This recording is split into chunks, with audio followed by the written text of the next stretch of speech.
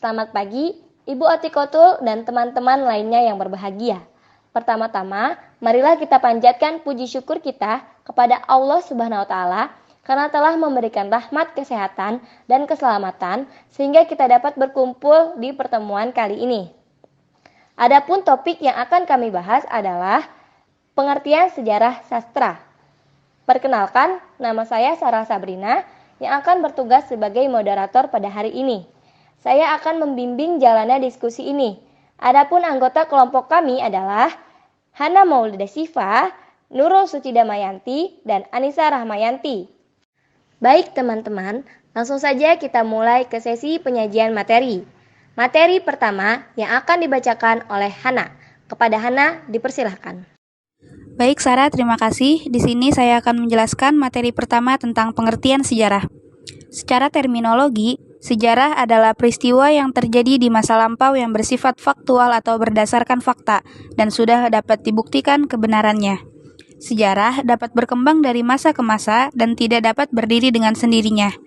Objek utama dari adanya sejarah adalah manusia dan masyarakat yang berkaitan dengan waktu sebagai unsur sejarah yang paling cepat mengalami perubahan. Terima kasih. Ya, terima kasih Hana. Selanjutnya, materi kedua dan materi ketiga yang akan dibacakan oleh Nurul. Kepada Nurul, dipersilahkan.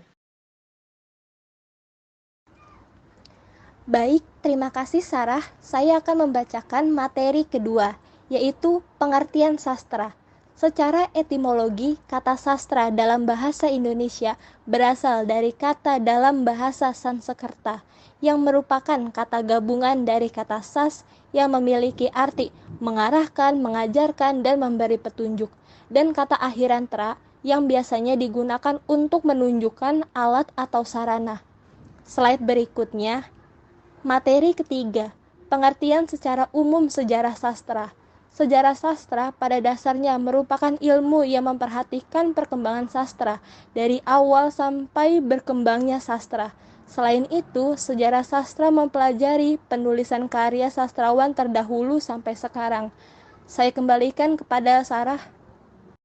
Ya, makasih Nurul. Selanjutnya, materi keempat yang akan dibacakan oleh Hana. Kepada Hana, dipersilahkan. Baik Sarah, terima kasih. Di sini saya akan menjelaskan materi keempat mengenai pengertian sejarah sastra menurut para ahli. Dalam buku pengantar sastra oleh Luxembourg tahun 1984, halaman 200-212 menjelaskan bahwa sejarah sastra ialah ilmu yang membahas periode-periode kesusastraan, aliran-aliran, jenis-jenis, pengarang-pengarang, dan reaksi pembaca.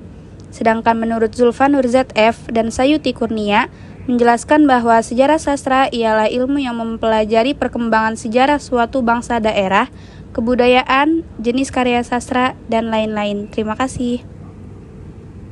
Ya, terima kasih Hana. Selanjutnya, materi kelima yang akan dibacakan oleh saya sendiri. Materi kelima yaitu fungsi sejarah sastra.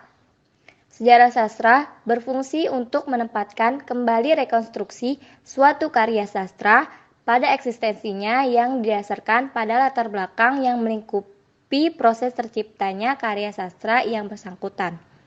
Dalam hal ini, karya sastra ditempatkan dalam rangka deretan peristiwa yang menyangkut penciptaan karya sastra dan dalam hubungannya dengan karya sastra yang bersangkutan. Selanjutnya, materi ke-6 dan materi ke-7 yang akan dibacakan oleh Sasa.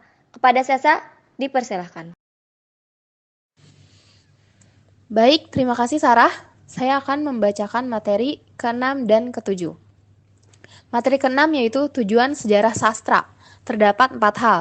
Yang pertama yaitu informasi. Dalam hal ini, untuk memahami dasar dari sastra, seperti makna sastra, unsur-unsur sastra, pengarang sastra, dan tempat diciptakannya sastra. Yang kedua yaitu konsep, untuk memahami pengertian-pengertian pokok mengenai suatu hal.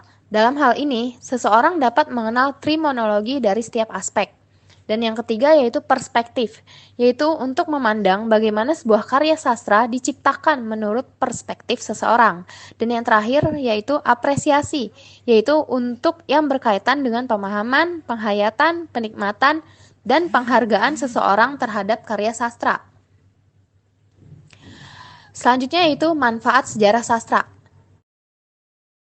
Manfaat mempelajari sejarah sastra ialah dapat memperluas pengetahuan dan wawasan dalam bidang bahasa dan sastra, melestarikan jati diri bangsa Indonesia, mengetahui perkembangan sastra dari waktu ke waktu, mengetahui perbedaan dan persamaan antara karya sastra lama dengan yang baru. Selain itu, mempelajari sejarah sastra juga dianggap sebagai bentuk menghargai karya-karya sastra dari pengarang yang sudah lama. Sehingga dengan adanya sejarah sastra, kita jadi bisa menjadikannya motivasi untuk perkembangan dan kemajuan bangsa Indonesia. Jadi buat teman-teman semua, ayo kita belajar sejarah sastra. Terima kasih. Saya kembalikan kepada Sarah. Demikian tadi presentasi kelompok kami. Mari kita mengucapkan Alhamdulillah. Saya sebagai moderator, mohon maaf atas kekurangannya dan terima kasih untuk perhatiannya. Wassalamualaikum warahmatullahi wabarakatuh.